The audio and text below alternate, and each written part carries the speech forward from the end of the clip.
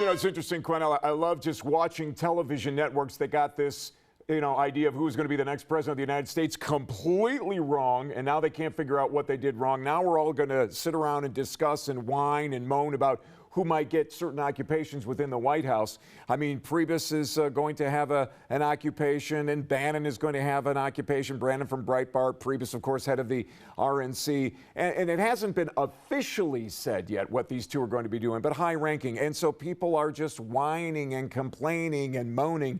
But this is what politics is all about. This is what Washington, D.C. needs to get used to. And I certainly hope that Trump continues to get rid of the goofs and put in people that will be helpful. And before we get all crazy about who's doing what when, let's wait and see. Matt, Trump said that he was running against the establishment, and it's a proven fact the establishment was absolutely against him. The never-Trumpers were primarily those sponsored and pushed by the establishment Republican Party. But yet he picks Priebus, and Priebus over the RNC is a member of the establishment. Then he makes him chief of staff. So that shows the voters right there he's already turning on his promises. Well, it's possible also, he wants to bring people together. But wait a minute, Trump has never been a man to unite anybody.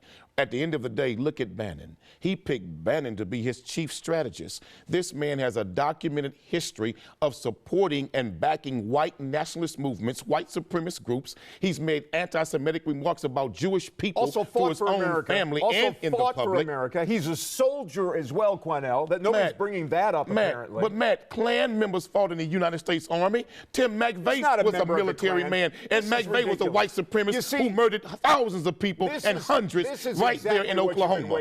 You've been waiting for something to stick your feet into and start going back to exactly the way you were before, to somehow find somebody, go back and dig up all of the nonsense that took place before, if in fact he even did anything like that. But Matt, now he's running Breitbart. If Trump wants to unite the party, how can you bring somebody who has supported white supremacist groups and has made racist remarks and supported white supremacist groups all in Breitbart? How can you bring that man into the White House and say, I want to unite everybody? I mean, really? And again, you're exaggerating. Going to unite black folks and Hispanics with members of the Ku Klux Klan in the White House? Why are you focusing on all of this nonsense, and much of it isn't even true? It's exaggerations, and it's one individual. Why aren't you looking at the big picture of what's going on in this country? Oh, here's the big picture.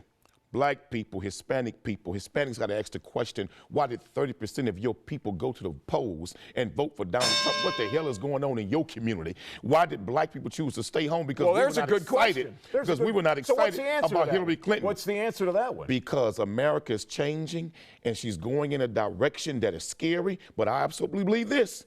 Change is coming to this nation, and if it's going to be good or not, we're all going to see. It'll be good.